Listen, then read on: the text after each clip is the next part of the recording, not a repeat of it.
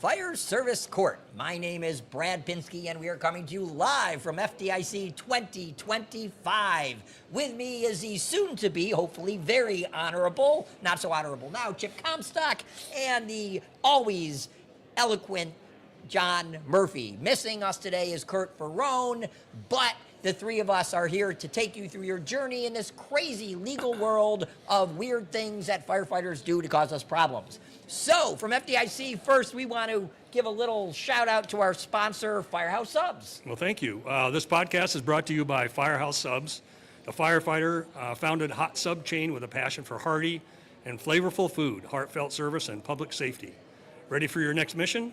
Firehouse Subs is offering firefighters the opportunity to continue serving after service now as a restaurant owner. Learn more at www.firehousesubsfranchising, all one word, .com. And really, we should have Firehouse Subs here to test. So I just want to put that out there, Firehouse Subs. We would eat them. So today, if you watch us every month, and we've been doing this for like 112 years, I think since Ben Franklin was around. Yeah. I rode up on my horse this morning. We're definitely the longest running podcast ever in the history of podcasts. I know for certain we're the longest legal running podcast ever. Yes, and we're definitely the longest legal one at FDIC. So, but today, every year we do this. We talk about the hot things that have happened in the year and stuff like that. And one of the themes I see constantly is that, and obviously, we do things to get ourselves in trouble because we don't react the right way when things happen.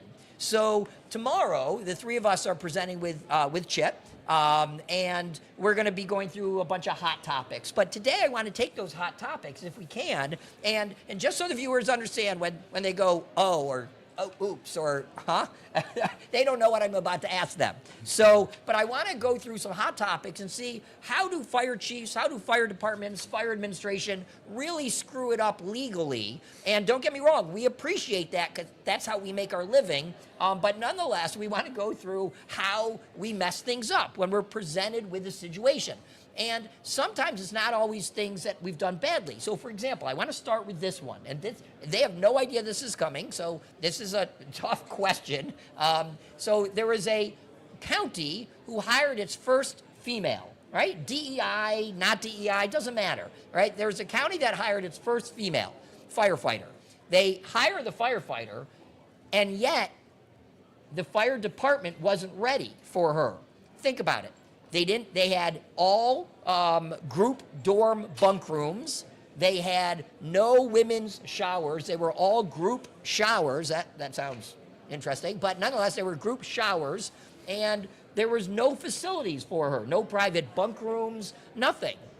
So, and we need that, right? For decon and changing, we need facilities. So now there's a lawsuit, right? The county says we're going to hire a female, good as they should, right? And nonetheless, they're not ready. So now we have a lawsuit where the woman's suing saying, you're forcing me to work in conditions.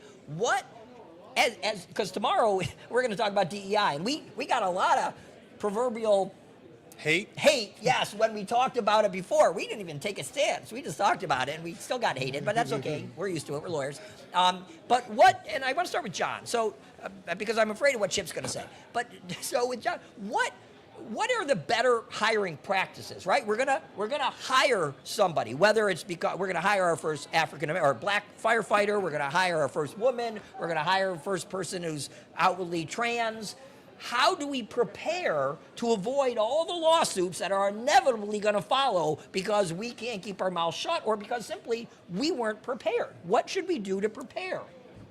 Well, first of all, I want to say that we're all former fire chiefs or current fire chiefs, so we are trying to, kind of make up for time that has been lost, I think, as it deals with people that Brad talked about. I think for bringing women firefighters in, there's a need to kind of like pre-plan. So if you're training, anything we do on a response basis, we need to kind of take a look at bringing somebody who's not part of our culture, like a woman, into a usual all-male culture. Like, it's how many percent are male firefighters. So we need to take a look at what the needs are for assimilating somebody into your organization that it doesn't look like your organization. And so there are a lot of resources out there. So like Women in Fire as an example, they can offer some information or material about how to configure the station to create privacy. And that's, I think, one of the biggest things that I know that when I was working as a fire chief, and we had a first woman firefighter, which is like amazing. She was willing to work with us on, this is what I need. My response to the organization and the fire commissioners was, this is how we need to complete it. So we need a separate area in the bunk room, not a separate bunk room. We need a separate area in the toilet facilities, like so she can shower and go to the bathroom. And just set up, which doesn't cost a hell of a lot of money, set up areas that make your first female firefighter comfortable. Now, you get a lot of pushback. I get a lot of pushback from the males. It's like, well, why didn't you do that for us? We like to have individual bunk rooms. We like to have individual shower areas and individual toilets. And a lot of it has to do with when we inherit these fire stations. They're built in the 50s and 60s. And so there's a configuration. It's a common dorm room. There's open bathrooms like you're talking about. And if you've ever been in the military, it's like there is no privacy, right? But you're dealing with all male environment. You're not dealing with a mixed group. So I think we just need to understand. You got to know what's coming into the organization, and you can make the easy accommodations to make this your first female firefighter comfortable. Chip? Well, again, it's sort of getting back to the hate on the lawyers. I find it surprising that we're even having this conversation, to be honest with you. We've advocated that the fire service should reflect the communities we serve. And there's typically 50% women. Now, you don't see 50% women in the fire service. 8%.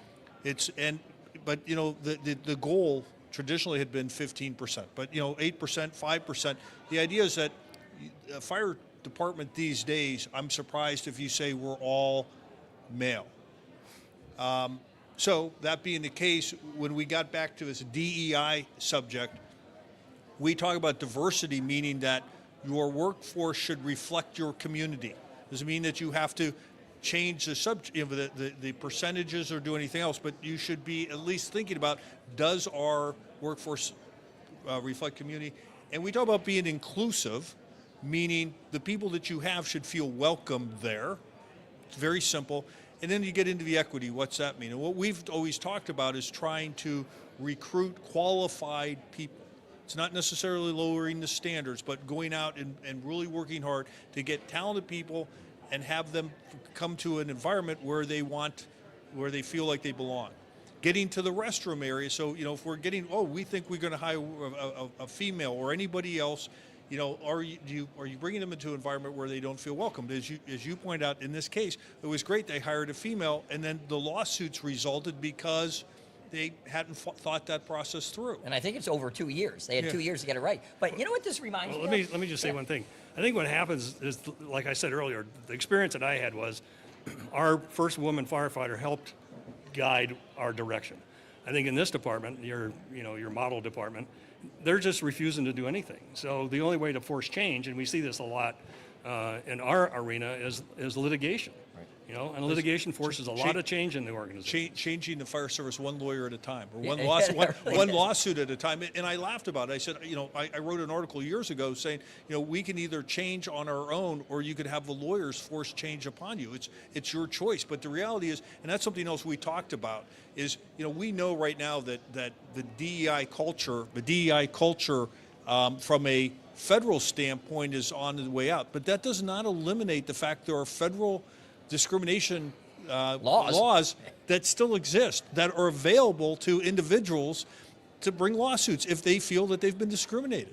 Yeah, I don't think that getting rid of the DEI at the federal government agency is going to impact. I think people think, now we don't have to hire certain people. No, those laws haven't gone away. Title VII, right? It all still there. But here's what, as we're talking, I thought about is, remember when the NFL allowed women reporters to go into the locker rooms for the first time? And the men are like, I'm not getting dressed for them.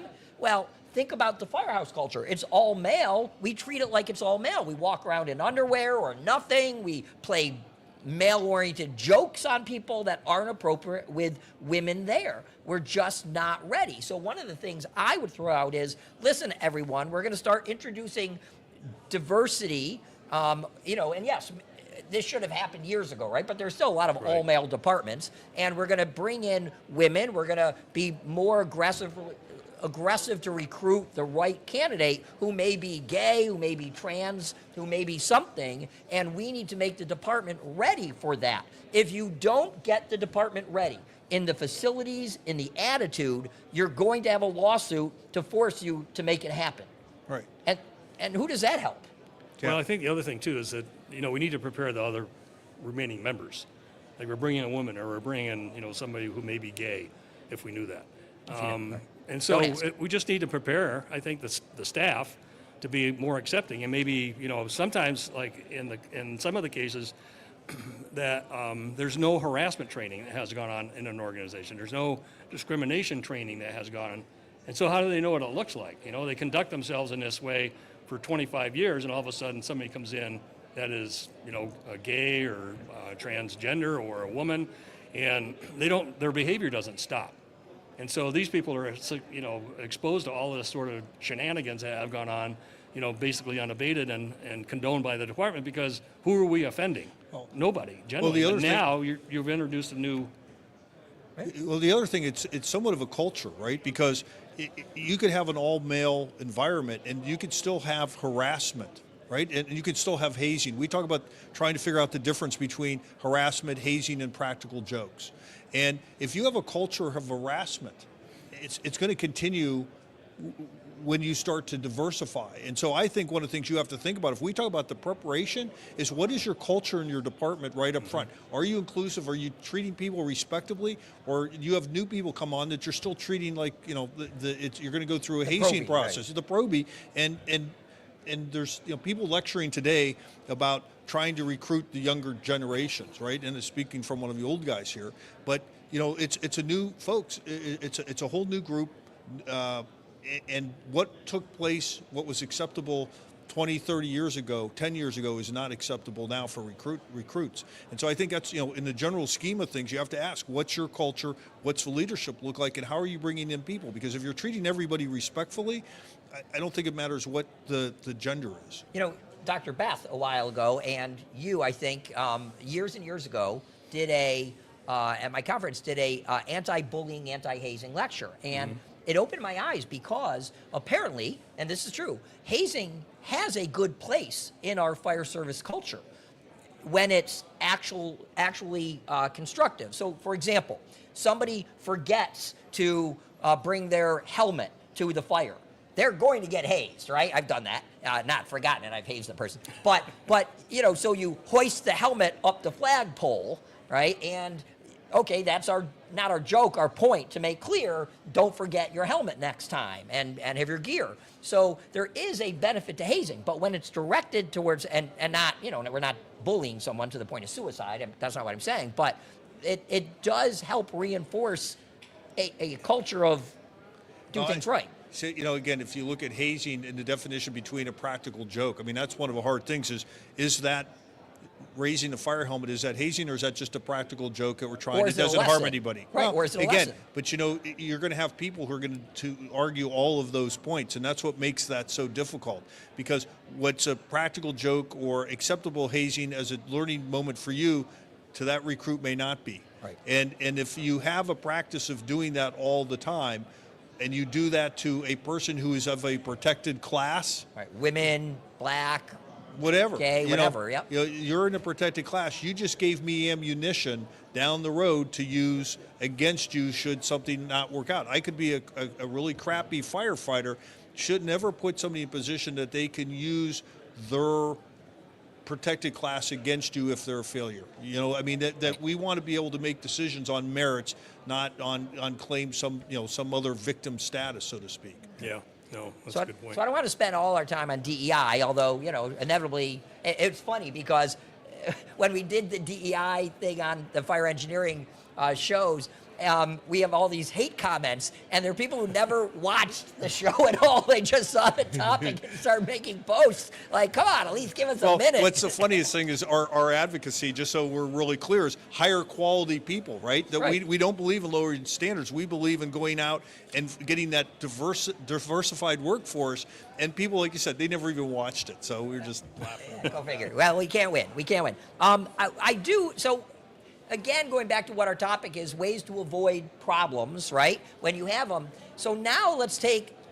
So Kurt Vrone has a database. If you go to the Fire Law blog, and Kurt Vrone has a database where he tracks every single case and categorizes them. What he's shown us is that 70% of all lawsuits against fire departments in any country are based on harassment, right? Some sort of retaliation, some diversity issue, but it's basically a harassment or discrimination issue. To make clear, police officers get sued by the public. You know, we see excessive forces. When it comes to the fire service, we eat our own. Yeah, that's really true. You don't see these types of lawsuits as much as we do Right. in the police world you or see, other. You see everybody, you go to conferences and like, if you don't do this, you're going to be sued. If you don't do this operationally, you're going to be sued. And we throw all these liability concerns. But the truth is, as you just said, if you're really worried about lawsuits or preventing lawsuits, you better look internally, because that's where they're coming from. We're causing them. They're coming from your fellow firefighters. Oh, they never sue me. Well, statistics show otherwise. 70%. So, Yeah. so I'm going to throw this to John then, and I'll start with the first one. So what can we do to prevent lawsuits? Well, first, and John said it, so I'm just repeating it, training. You have to train people. But here's the thing. Like when I do training for sexual harassment, the way I start is, this is not going to be your normal sexual harassment lecture. And let me be clear. You violate this policy, I'm taking your house, your job, your money, and your kids if I could. I'm taking everything if you engage in this behavior. Because if you don't show them the scared reality of what their conduct is going to be, right? You're going to get fired, you're going to get everything. But here's what normally happens. We're teaching sexual harassment, and the chief is sitting there on their phone, you know, typing things up and not paying attention, setting the example that the chief doesn't care, so that filters down. So, serious training is one.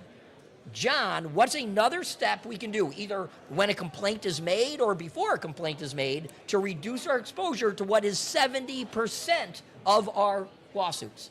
Okay, I'm sure there's a question in there, and this is the way I'm going to answer it. Policy. There you go. Policy, policy, policy. And the only reason I say that is because I went to your class yesterday, and you were screaming at me, and I was way in the back, and I felt bad because you were screaming policy, policy, policy. So you got to have a policy. And most of our policies, I know that in my department, our policies are 20 years old, and we did a consolidated policy manual review. There are policies in there that are illegal, you know. We create them for one person because they did something wrong, never did it again, and we take a look at our personnel policies. They're way outdated, they're antiquated. The laws that were on there, although they've been around a long time, are not correct. And so, you know, I get the fire chief on the phone all the time, but, you know, if that's behavior condoned, that the fire chief doesn't care. But again, it's a policy review or a policy manual update, and then the training component of it. What's your policy say? You know, and how do we apply it? And then, so to follow up with that, you have the policy, you have the training on the policy, and then you have a violation. You better investigate it, right? If you ignore complaints, you're setting yourself up again. That it may be a bogus complaint, and if you investigate and find that there's no substance to it, it actually protects you, right? Kurt, I love going back to Kurt, but you know, as people know, every Monday at 1 o'clock, Kurt and I do this video show. We review the 5 cases, right? And it's at YouTube on Fire Law Roundup. But one of the things that Kurt's been doing, I wish he was here to talk about it. He just unfortunately couldn't be here. But he said that toxic people, and we know they're the ones who complain all the time. They're gonna try to protect themselves. But he said then we hand the toxic person one actual valid complaint. Right? We've done something that they're actually justified in complaining about, but because they're so toxic, because they complain about everything, because we just don't like them or their lowest performer for a variety of reasons, we dismiss them. We don't investigate it, right? Because we're like, oh, it's another. So what's your rule on investigations? Investigate every complaint. Very simple. And one of the things that, again, getting back to that toxic employee, every department has one, right? At least one. At Yeah. least one. And it's easy to dismiss those complaints, but again, if you don't, you're going to run into real issues. I think down the road, because those toxic employees, as Kurt would also say, are the first ones that are going to sue you. Yes, and that's the problem. We're ignoring the people who are most likely to cause us legal issues. Well, the other thing on a toxic employee, sometimes you feel like, well, let them sue you, right? Let's get that all played out. And then, some of them are nuisance suits, is a $50,000 suit, is a $100,000 suit. And can you get rid of the person? I think that's one of the ultimate goals. The problem is, if it's depending on the type of trial, whether it's, even a bench trial, the judge may say, well, we'll award you $100,000 because of the behavior the department engaged in, and you get to keep your job. It's like, holy crap. The intent was to get this person out of there because they're driving us crazy with frequent complaints that are Now we maybe made 'em rich. unfounded Yeah. or Well- whatever, but now they're driving a Lamborghini to work, and the fire chief's driving a Volkswagen. Yeah, you which talked is about not much reality. fun. One of the things I did want to mention is that you talked about going after people and suing them. Fire departments, governmental entities typically have insurance that will likely cover these events or claims, but that doesn't insulate you from having to go through that painful deposition or that painful trial.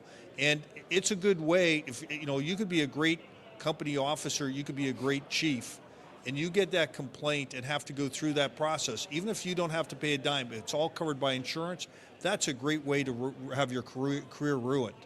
And one of the things that's tough about the toxic employees, we talked about, you don't want to have to deal with them. The complaints are maybe bogus, maybe not, and we can have that implicit bias against that, or the conscious bias against that employee. And I think when you're dealing with some of these employees that can be difficult and are making complaints, you have to ask yourself: is it best to have a independent investigator against it? Definitely. Oh, Well, absolutely. now, in all fairness, Kurt advocates no, because his view, and again, we're filling in our missing fourth person, is that person doesn't necessarily understand the firehouse culture. Right? We don't understand the difference between a prank and hazing. We don't understand what typically happens in a firehouse. So I think Kurt's position is that we have to have a high-ranking official. He would argue four stripes, four bugles, at the least to do that, to have some consistency throughout the department and make sure they're trained on doing investigations. But I do think it's important that they be investigated thoroughly, that somebody has an understanding how to do an investigation. And I will say to the viewers, and it's amazing, there are like 25,000 people just watching our show, climbing over. Don't say they're not. There are definitely 25,000 people out there we can see 'em. possibly watching the show. Yeah. Yeah. No, so I we're think very- it's a popcorn they're handing out It to could everybody. be. But anyway, we're very highly rated. But we do this. If you want someone to investigate, you hire the fire service attorneys, frankly, because that's. Yes. But Thank you should hire somebody who knows what it is. So the toxic person, the toxic person can create change, good change, right? But what else can we do? And I want to switch over to social media, all right? Because I don't think there's any other bane of our existence other than our lack of proper behavior sometimes, but social media. And let's start with this. We're going to talk about what can we do to prevent social media. But people always call me and say, "Oh, somebody posted this. I want to respond back, and I want to, what should we do about them?" So, just a broad question: when people post things on social media, and we'll have Chip go through the test, right, the Pickering test. But what would you do? Do we go after them? Do we leave them alone? How do we react to somebody who starts making these obnoxious posts about things? Well, we first of all have a policy about our social media. And hopefully one written by somebody who actually understands the First Amendment. which would be. Chip. And so, and you need to enforce the policy. And so I think that, and that's an educational thing. It's the same as we talked about any other personnel issue. And I'm not thinking that social media is all that social, and that sure as hell isn't media, No. right? It's just a rumor network where people have a chance to, express their grievances and, who they hate and who they love, and, posting some inappropriate stuff on there. But I think if it affects the department, then I think that as a chief officer, as a leader, we need to do something about it. So, that could be a coaching and counseling session. We take a look at our policy and make sure it's actually up to date, and to enforce the policy. And then the question comes in, do we close the barn door after the horse takes off? And and social media, everybody's reading it about how horrible your department is, or, somebody's got a grievance against another person in there. And so I was watching the TV show called The Rookie the other night. And I so love that it show. was April Fool's Day was the title of it. And they hired a social media director in who's a young woman. And so they had lines started forming at all the precincts. And what she put on her, the Free police. parking tickets or No, tickets, free pass. free pass. Yeah, it's like a Monopoly game. So it had the Monopoly game thing on there. So free pass, do not, or you can pass go and blah, blah, blah. So then they made her take it down. And they were like, not all that nice about it. And then she puts out, it's Free Crime Day. The purge. In the city of Los Angeles. And it turns into a purge. And so they arrested her for committing a crime by creating this sort of discord activities going on. I thought it was a really funny show, but it shows the danger of social media, how it's helpful, because a lot of departments have a great social media presence, and some of them have a horrible social media presence because there's no controls over it, and there's no expectations. What's my ability to put stuff on there? And the other thing is they have access to it. So it's usually, if you have a Facebook or whatever your social media platform is, you need to have controlled access to it. So they can't put stuff on there that you don't want, but if they put it on their own social media, what is their protection under the First Amendment? Do they have a First Amendment right? I thought you were going to talk about buying helicopters for a second. That was The April helicopter never Fools, got built. right. If some idiot chief put up, we're getting a new helicopter. You took a lot of proverbial SHT stuff on doing that. People actually believed you're buying a helicopter. I was jealous, but people actually believed I was that you were laughing. getting one. You took a lot of crap for it. As God is my witness, I thought turkeys could fly. So talk to us. WKRP. So what are we supposed to do about the social media, right? Somebody Well, puts something funny, not funny. Yeah, I think well, you can have a policy. We get to training. The critical thing about training on social media, and this is from a chief's perspective, is make sure that your people understand that they do not have an absolute right to post whatever they want. I did a presentation within the last month, and I asked all the firefighters there, how many of you believe that under the First Amendment, you have an absolute right on your own time to post whatever you want about something Every that's, hand that's a went up, public, right? all but one. Yours? All but one.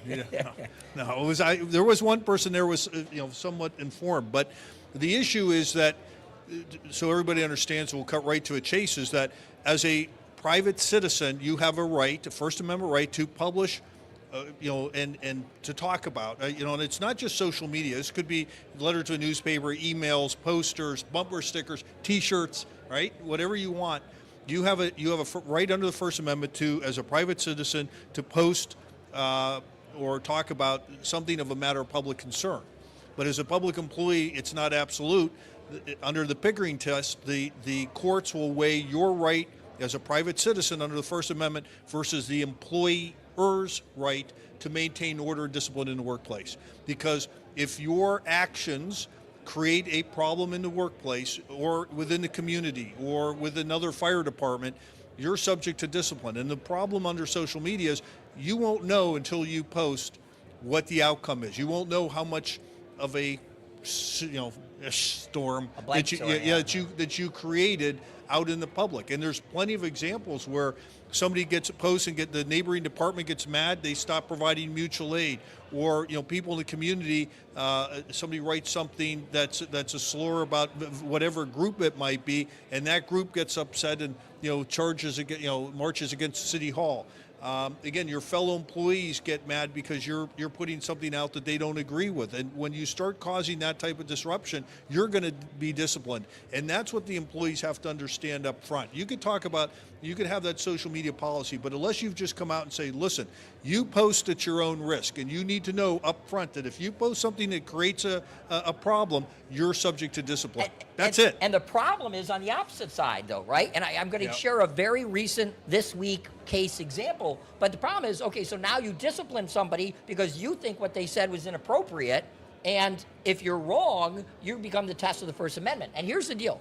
So, and I'll give you the real case in a second, but the courts don't have a line on this, right? The Pickering test, which is this bright line test that courts use, nobody really gets it right.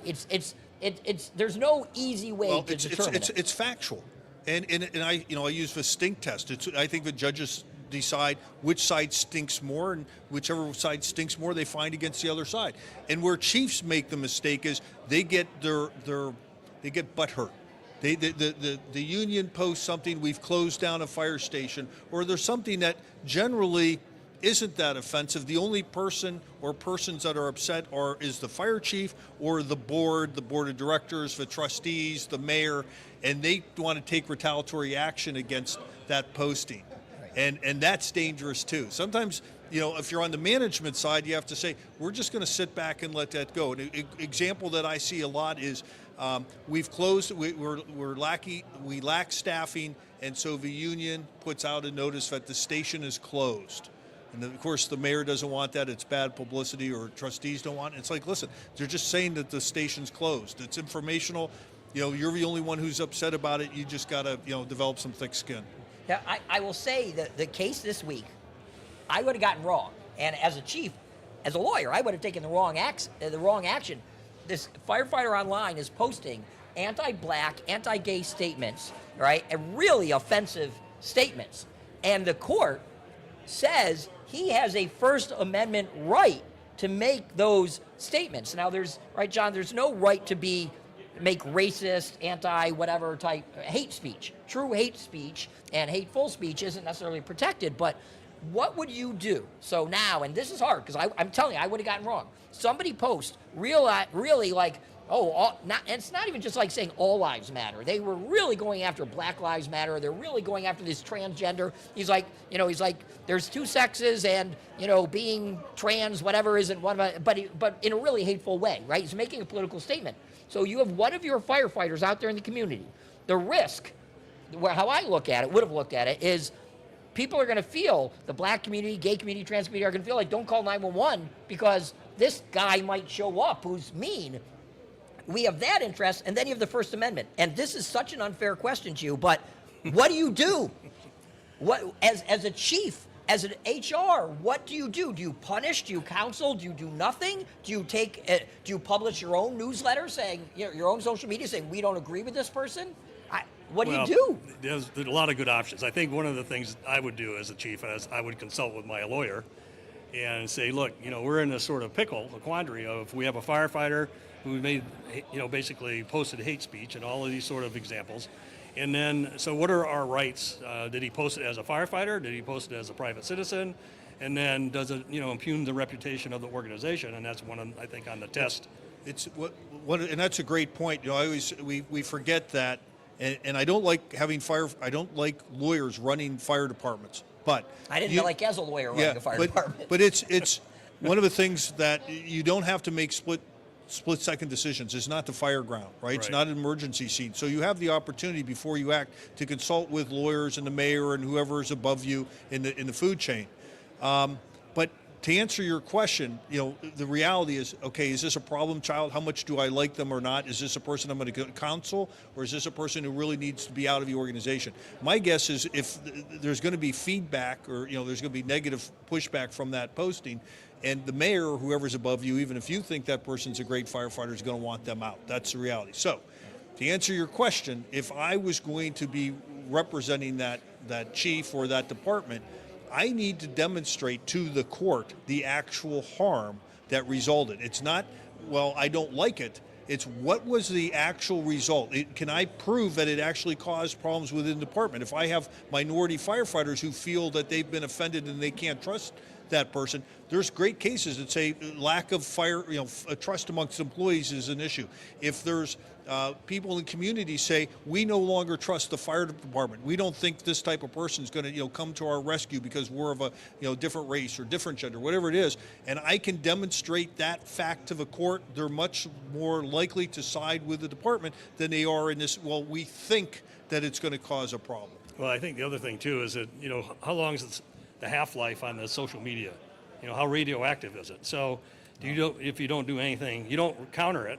I mean, what that does is just perpetuate the... Or does it? If you're yelling to the wind and no one's yelling back, maybe it ends. Why Well, is that's it? what I'm saying, Right, yeah. because my thought is do nothing. Well, then, honestly. then there's no harm, right? If there's been no pushback at all, if you haven't got anything, then there's been no harm. And then again, in our thing, the courts are more likely to side with the person's rights. But once you start demonstrating harm, that's the key. So if you've got no pushback, it's died, and you're like, time to move on. Well, I think coaching and counseling, otherwise known as discipline, needs to be thought about. So coaching and counseling is basically, we have a policy, you basically violated the policy. This is the content of your social media. We don't think this is proper. I mean, so we need to instill some value upon the person that this is the fire department's value system, that and employee's- that's not a part of it. So that- the employee will tell me to pack sand, right? Yeah, if that And employee's an ass, if he's the toxic employee or she's a toxic Yeah, employee, and so, but they've you been just put give me on- the idea. I'm going to post again because I know Yeah, it's that's getting what the I'm going chief. to say. They've been chief put on pissed. notice. They've been put on notice that this is unacceptable behavior. It will probably die a natural death if people, don't, if we don't Unless the stimulate community is upset, right, and that you did nothing about your employee. it. Right, but they don't know that.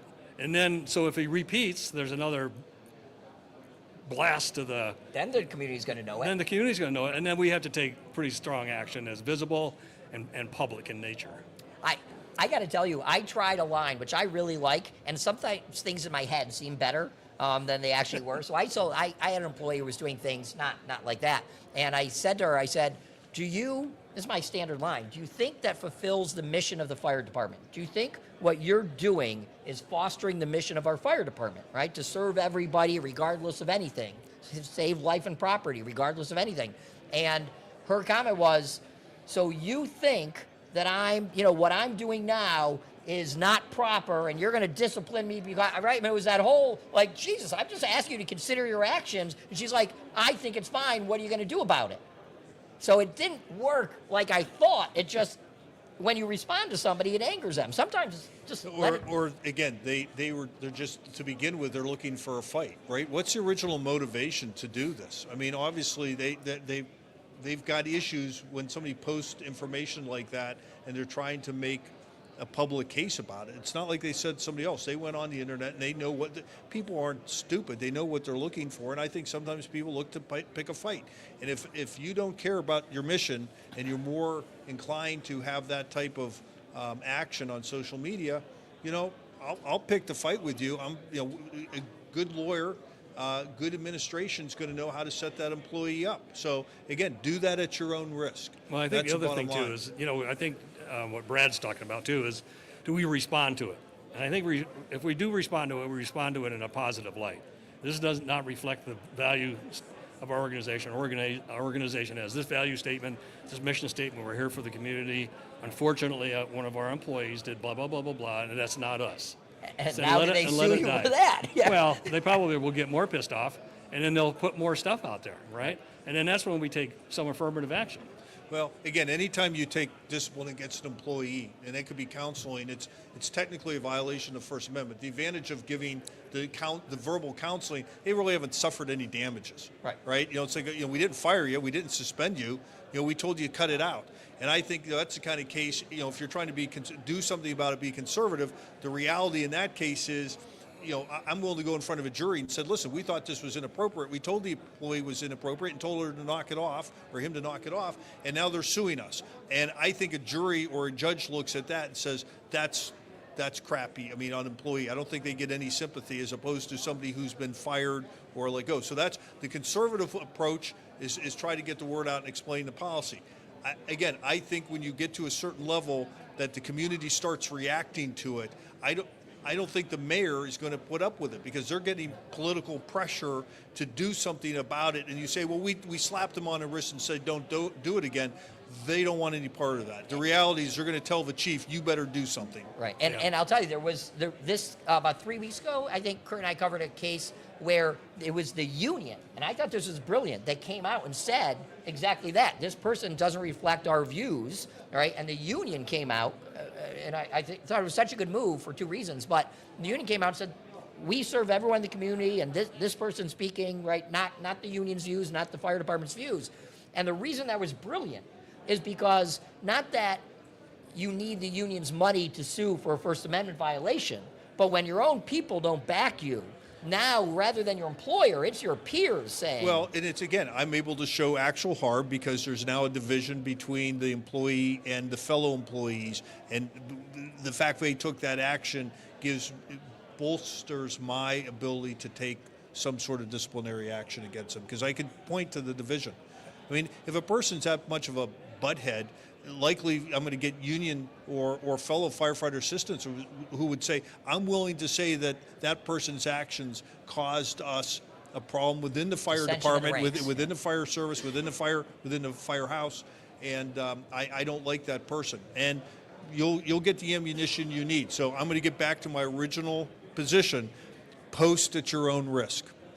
Agreed. I want to switch this. And there is a great issue that's arising now on searches of firefighters' cars. Now, this just happened. There's a lawsuit, Yeah. all right? And an employer got a call, maybe a real call, said one of your employees, we don't know who, has brought a firearm to the firehouse, and which I guess in that state would be illegal. It's in their car, which is on your property, and you need to find out who it is. So the employer walks every firefighter out, has them stand by their car. I know Chip's loving this one. Stands them by their car and says, now you're going to open it or suffer consequences, right? So before I hand this to the pro here, I want to really... Is that my firearm or my legal search background? Yeah, right. I'm going to go with the law side. I'm not asking you to pull out. You're going to. So you receive a call, right, that one of your firefighters is maybe violating the law. What? And I hope you give the answer without me prompting you, but or an answer. But what would you do in this situation? Somebody calls in, says, there's probably a car from or a gun in a car from some unnamed employee on your property. What are you going to do? Oh man. So I think it's a boneheaded move for the chief to take everybody out in front of their cars. That's the first thing. Second of all, we've always talked about plain view evidence rule, and the cops are always, if I see it in your car and it's illegal, I can confiscate it and arrest your ass. But if it's out of view, it's in the glove box or it's in the trunk, where we usually tell our people to keep their weapons when they bring them to work, we can't see it. And so people will call and complain about one of your firefighters bringing a weapon to work. I think in today's Which is probably your ex-wife, by the way, who's making the call. yeah, I think in today's heightened sensitivities over firefighter shootings in fire stations by other firefighters, there may be some merit to that. So then you do put out an announcement. Hey, we have a policy about bringing stuff, guns to work. And Do you? Yeah. yeah, we do now. And so. So I think that there's and again, is this an urgent situation or is it like not quite urgent? Just somebody's making a report because they may be pissed off or they may be, jealous or trying to get somebody into trouble. Right. So I wouldn't march everybody out there. I think that's a stupid move, but I would do something about maybe making an inquiry. We got an anonymous complaint or a complaint from a known party. And so we need to kind of let the battalion chiefs do it. So with 2 minutes left, where he was going, right? I love that you talk about glove compartments, places where you may have an expectation of privacy. Well, that's exactly it, right? It's the expectation of privacy, and it just for everybody understands the expectation of privacy in the workplace isn't just in cars. Nope. It's in desk drawers, it's in closets, it's in filing cabinets. It could be in your computers if we say we could search your computers. Yes. So the ability for the employer to use a fire chief to do a search of somebody's private areas or your areas that are loaned to that employee or the car, there can't be an expectation of privacy. So the first thing, and getting back to John's, have a policy, is we have a policy that you don't have an expectation of privacy in your office, in your computer, on department's computers. The Wi-Fi network. Yeah, anything what you post, et cetera, and that if you bring your car onto our property, it may be subject to search. Now, it's a little tougher in a car, even if it's on the lot. It really is going to depend under the circumstances. And, it could be, hey, there's drugs there, there's something else. Hey, this guy's got, 20 pounds of pot in the car trunk. at that point, if I really thought it was some the illegal police. issue, I'm going to call the police and let them handle it. And John's point, we got less than a minute. John's point is right. I mean, we have workplace violence scenarios where somebody, right, is going to kill one of their fellow brothers, sisters. it happened. So it's a valid complaint. Okay, so the answer is have a policy. You're right. Now, I was going to say, we have very limited time left, and this is where I'm going to put in the plug for tomorrow, right? Because we're doing an hour and 45 minutes with the three of us tomorrow, and we will be answering questions. The difference with today is we're just spewing stuff, giving you our thoughts, comments. Tomorrow, we're going to answer everybody's questions. Come see Chip in the Gang tomorrow. We're going to spend a lot of time letting you know what we think, whether you like it or not. So, on behalf of the lawyers of Fire Service Court Video, I guess we are, we hope you tune in every month to see us. We always have something interesting, if not semi-intelligent, to say. We hope that legal issues don't interfere, but actually do enhance your time in the service. And on behalf of John, Chip, and myself, and Kurt, wherever you are, we thank you for watching.